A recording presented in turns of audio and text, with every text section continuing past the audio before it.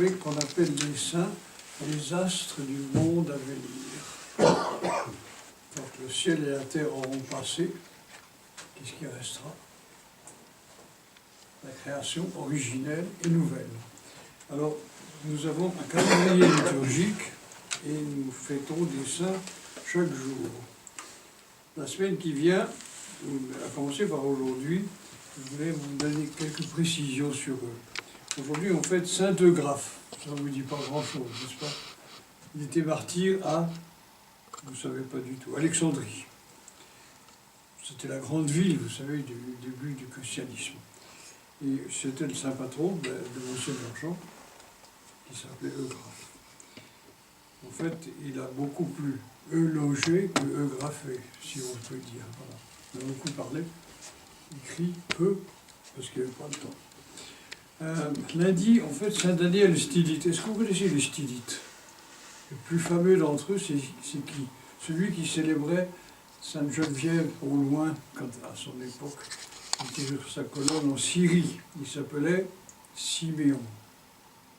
Voilà. Un stylite, voilà. Il avait été sur une colonne. Style, ça veut dire sur une colonne. En première colonne, il était à 3 mètres d'altitude.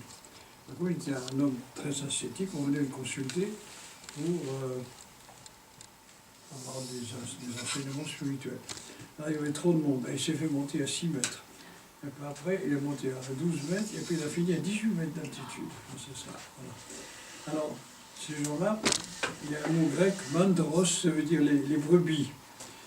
Alors, beaucoup de gens venaient autour des colonnes, ils étaient archimandrites.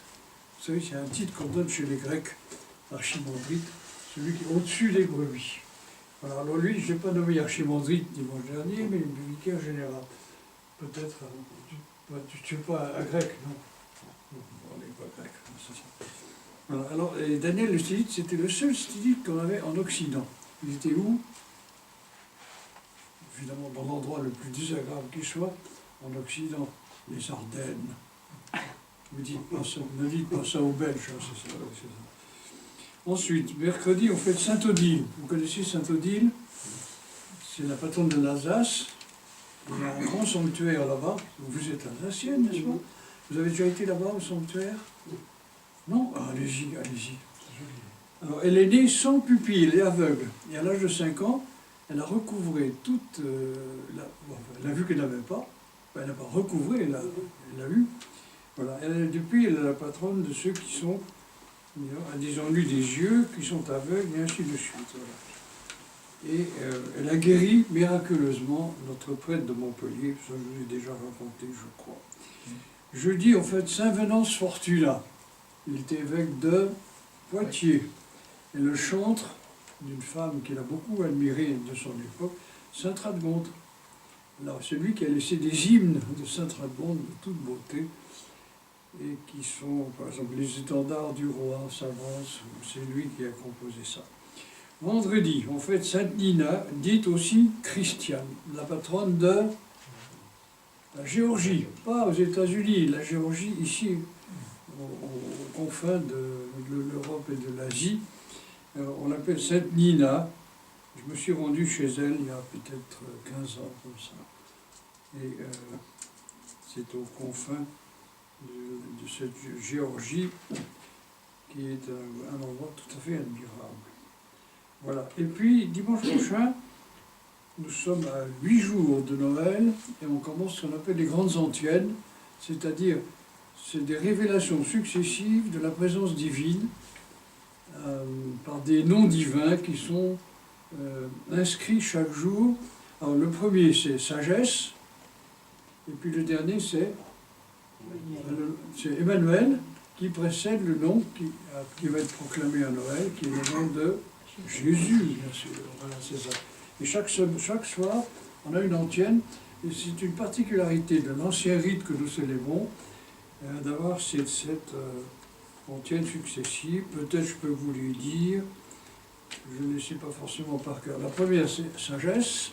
Le deuxième, Adonai, c'est la manière dont les Juifs prient Dieu souvent, sous le nom de Adonai. Ensuite, c'est rejeton de Jessé. Vous connaissez la tige de Jessé. Vous avez regardé les peintures anciennes. On va juste, c'est un ancêtre du Christ.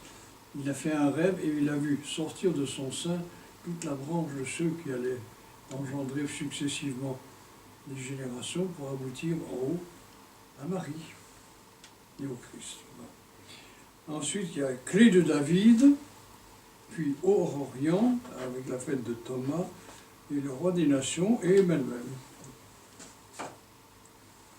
Je ne savais pas trop quoi vous annoncer en ce jour, mais l'Évangile déploie des multitudes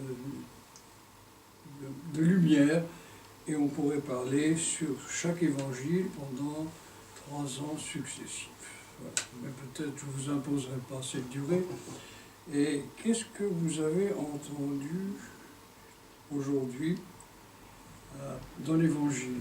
En tout cas, personnellement, j'ai entendu une chose, que le précurseur, Saint Jean-Baptiste, vient au-devant de lui, et le Christ dit après, vous savez, pour préciser, qu'est-ce que c'est qu'un précurseur? C'est un être humain qui précède la venue du Verbe de Dieu dans le monde, le Christ. Alors, chez les Grecs, et chez les Russes aussi maintenant, et chez les Roumains, enfin dans les pays orthodoxes, quand on fait des fresques, quand on arrive vers l'église, il y a souvent un exonartex, c'est-à-dire dehors, et qu'est-ce qu'on voit en face de soi? Le Christ en gloire.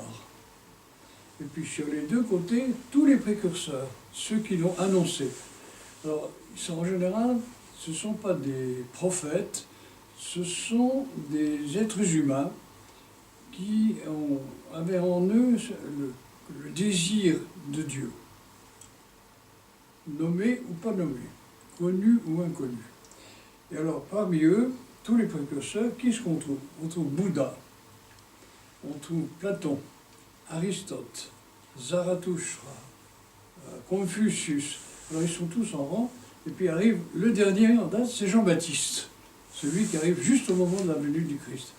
Alors, c'est le précurseur ultime, parce que tous, ils ont pris une partie du génie humain qui attendait celui qui pouvait seul les sortir, disons, de leur tension essentielle intérieure, qui était en quête de que sont les motifs de la vie et où allons-nous. Alors Jean-Baptiste, lui, il arrive, et il arrive dans une humanité qui s'est projetée en quittant l'intimité divine dans les éléments du monde.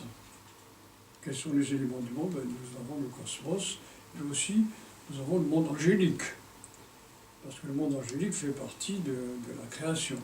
Alors l'humanité qui quitte l'intimité divine, elle se projette au sein du monde angélique, qui est le monde invisible maintenant, puis le monde visible, c'est notre cosmos, et ainsi de suite. Et qu'est-ce que l'humanité fait dans cette projection qui a pris peut-être des millions d'années, on ne sait pas? Eh bien, elle a cherché, disons, sa nourriture. Alors, l'être humain, faisons une synthèse rapide, l'être humain, la synthèse de ce que nous appelons la matière et l'esprit. La matière, disons, appelons-la la corporelle. Alors, qu'est-ce qu'on a cherché comme nourriture, qu'on devait se nourrir? Qu'est-ce qu'on a pris comme nourriture corporelle dans le monde? Les carottes et les pommes de terre. Quoique, il y avait beaucoup d'autres choses, mais lentement, on est arrivé à se nourrir corporellement. Mais l'esprit, lui, sa nourriture dans le mal, qu'est-ce que c'est? C'est Dieu lui-même. Quand nous prions, qu'est-ce que nous faisons? Nous nourrissons notre esprit. Seulement, il quitte la présence divine, et qu'est-ce qu'il fait? Il s'en va chercher sa nourriture. Voilà, là où l'homme s'en va. Alors, où est-ce que l'homme s'en va? Je répète, au sein du monde des esprits angéliques, au sein du monde physique et psychique. Alors, qu'est-ce qu'il fait l'esprit? Il vient se nourrir disons, du monde inférieur à lui. Et qu'est-ce qu'il fait?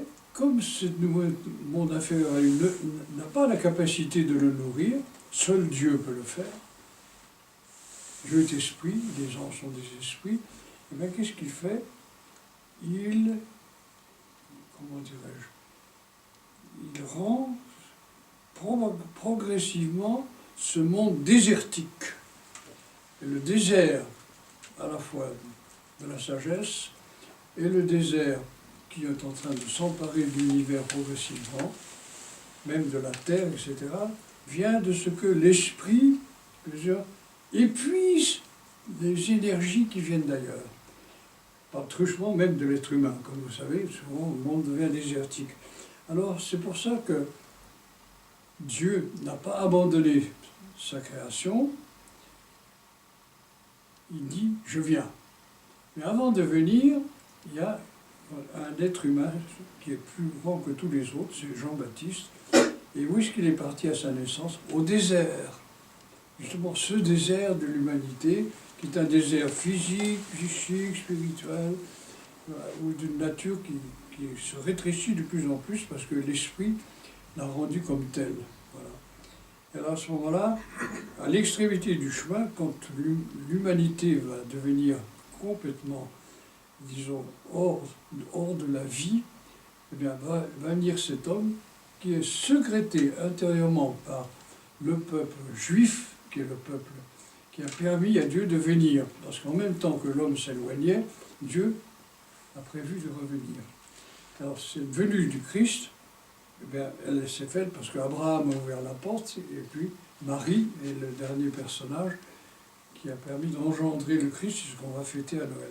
Alors se rencontre celui qui sort du désert et celui qui vient, qui est le Dieu créateur, et qui en même temps va venir à Noël, disons, pour, comment dire, donner à boire à l'humanité desséchée. Je ne sais pas si vous acceptez ce genre de vision, mais vous savez, une chose qu'il faut savoir, l'homme a un esprit, et cet esprit est revêtu de toutes les énergies possibles, imaginables, et c'est lui qui est le siège de la présence divine au premier degré.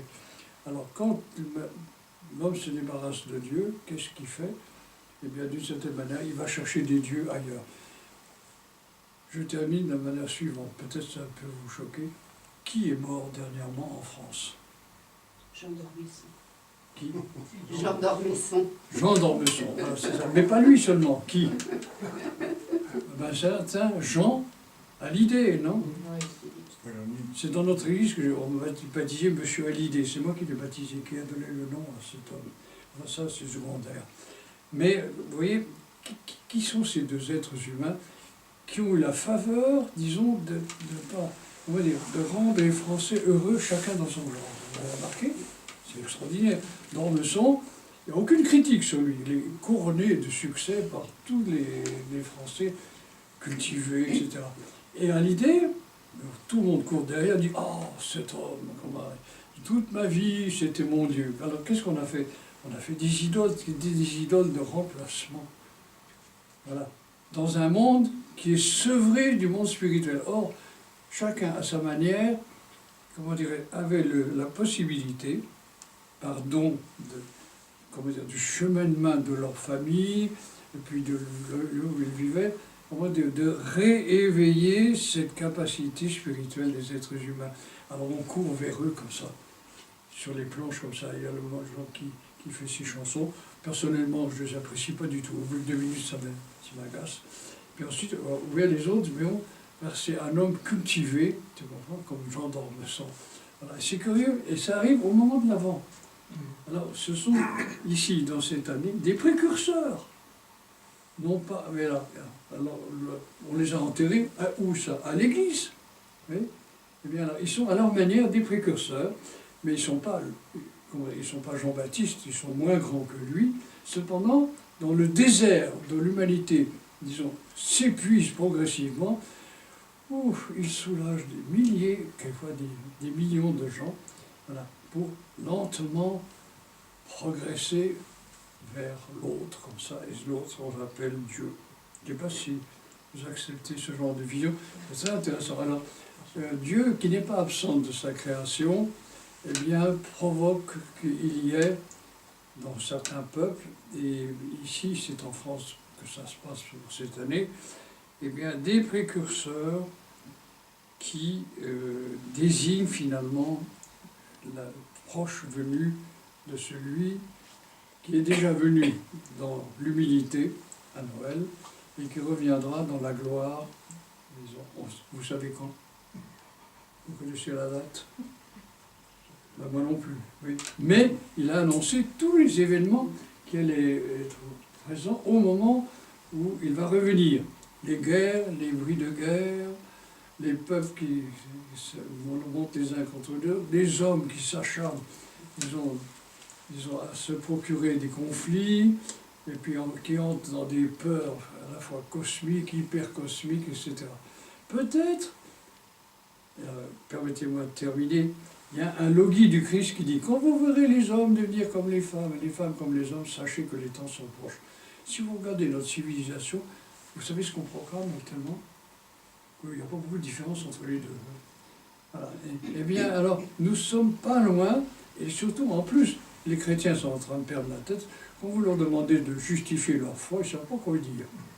Alors, eh bien, alors, ce moment-là, le retour n'est pas loin. Alors, je ne vous dis pas que c'est demain, ça peut prendre 1 million d'années.